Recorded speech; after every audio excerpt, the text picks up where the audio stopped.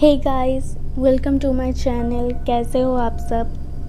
तो आज हम बात करेंगे द अनइनवाइटेड मूवी के बारे में, जो कि एक साइकोलॉजिकल हॉरर मूवी है।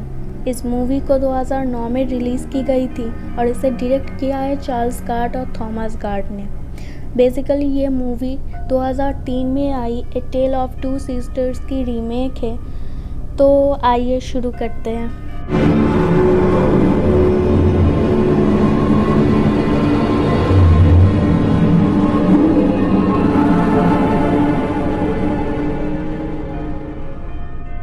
तो मूवी के शुरुआत में हम एना नाम की लड़की को देखते हैं, जो कि थोड़ी डरी होकर अपने माँ के पास जाती है। उसकी माँ बीमार थी और पैरालाइज भी थी।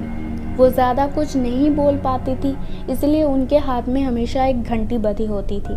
वो एना को इशारा करके कुछ समझाने की कोशिश करती है, मगर एना घर से बाहर निकल जाती है। घर से कुछ ही दूर जाते ही वो घर ब्लास्ट हो जाता है। और अब कहानी आती है 10 महीने बाद, जहां एना एक मेंटल असाइलम में होती है और उसे कुछ भी याद नहीं होता। डॉक्टर उसे डिस्चार्ज कर देते हैं और इसीलिए उसके डैड स्टीवन उसे लेने आते हैं।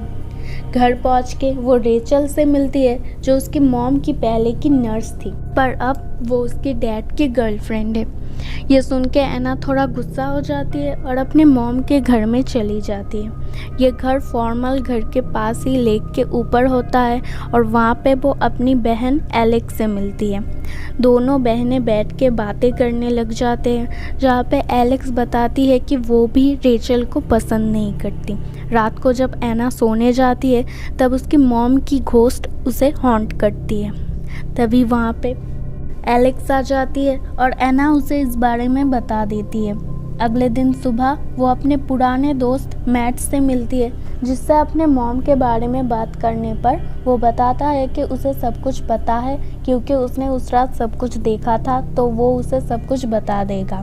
पर तभी वहाँ पे रेचल आ जाती है और उसे वहाँ से भगा देती है। रात को एना फिर से अपने मॉम के घर में जाती है, जहाँ पे वो फिर से अपने मॉम के घोस्ट को देखती है। वो डर जाती है और डर के बैठ के रोने लग जाती है और वो घोस्ट उसके पास आके बाहर की तरफ इशारा करके चली जाती है। सही टाइमिंग में वहाँ पे एलेक्स भी आ जाती है और अपने बहन को बचा लेती है।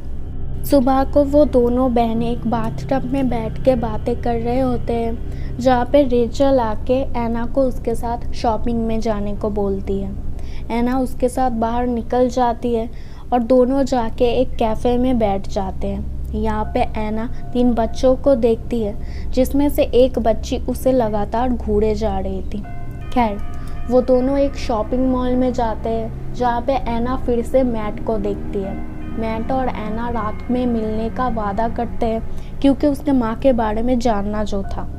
रात में मैट एना से मिलने नहीं आता और तभी एना की आँख खुलती है। वो अपने रूम में मैट को देखती है। वो जब उसे हग करने जाती है तब वो फील करती है कि इसकी स्पाइनल कॉर्ड की हड्डियाँ तो बुरी तरह से टूट रही थी। वो उससे दूर जाने लगती है, मगर मैट बहुत क्रीपी वे में उसकी तरफ जाने लगता है और बोलता है कि उसकी माँ ने तो उसे पहले ही चेतावनी दे दी थी। एना बाहर जाके डोर बंद कर देती है और वापस से डोर खोलने पे वहाँ पे कोई भी नहीं होता। इधर सब लोग देखते हैं कि मैट तो कल रात को ही लेक में डूब के मर गया था और शेरिफ भी उन्हें बस सिंपैथी ही दे देता है। इस तरफ एना और एलेक्स सोचते हैं कि मैट को शायद रेचल ने मारा होगा, तो वो दोनों उसके बारे में छानबीन करने लग जाते हैं। इससे पता चलता है कि वो कोई नर्स तो थी ही नहीं और ना ही उसका असली नाम रेचल था। इसके बाद वो सब मैट के फ्यूनरल पे जाते हैं, जहाँ पे एना फिर से उस बच्ची को देखती है।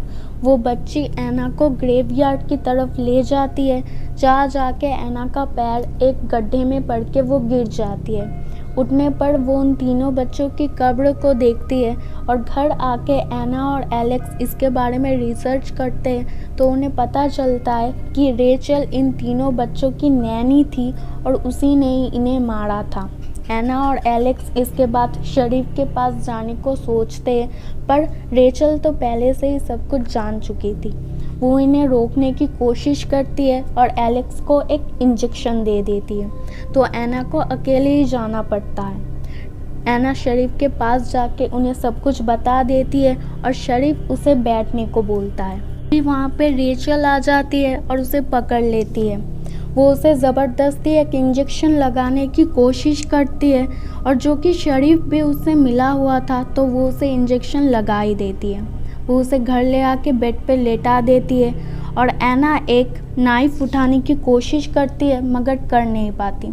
वो रेचल के पीछे एलेक्स को देखती है और बेहोश हो जाती है। जब वो आँख खोलती है तो पूरे घर में बस खून देखती है। उन खून का पीछा करते हुए वो बाहर जाती है और एक गार्बेज बॉक्स में रेचल की लाश को देखती है। तभी वहाँ पे एलेक्स आ जाती है और वो बोलती है कि उसी ने ही रेचल को मारा है। ठीक इसी टाइम पे पीछे से स्टीवन भी आ जाता है और एना जब एलेक्स, रेचल और उसकी माँ को लेके सफाई देने की कोशिश करती है तब हमें पता चलता है कि एलेक्स तो 10 महीने पहले ही मर चुकी थी।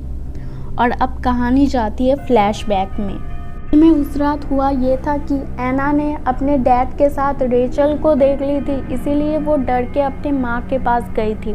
उसके माँ उसे कुछ बताना चाहती थी पर उससे पहले ही वो ऑयल टैंक से ऑयल निकालने चली जाती है। तभी वहाँ पे एलेक्स आ जाती है और एना ऑयल का टैप पूरी तरह ना बंद करते हुए वहाँ से चली जाती है। उस ऑयल के ऊपर एक कैंडल गिरता है और पूरा घर ब्लास्ट हो जाता है।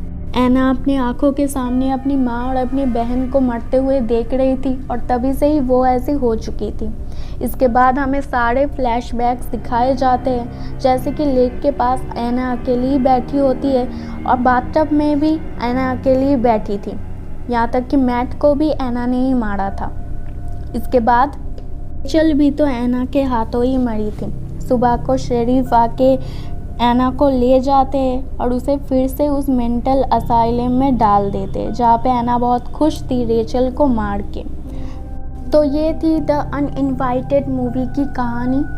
अ टेल ऑफ टू सिस्टर्स इससे थोड़ी अच्छी है पर ये भी अच्छी है। अगर बात करें मूवी की एंडिंग की तो एना एक तरीके से मेंटल थी और इन लॉ कोई भी क्रिमिनल अगर मेंटल इश्यूज़ में होता है तो उसकी कोई सज़ा नहीं होती, उसे मेंटल असाइलम में ही दिया जाता है।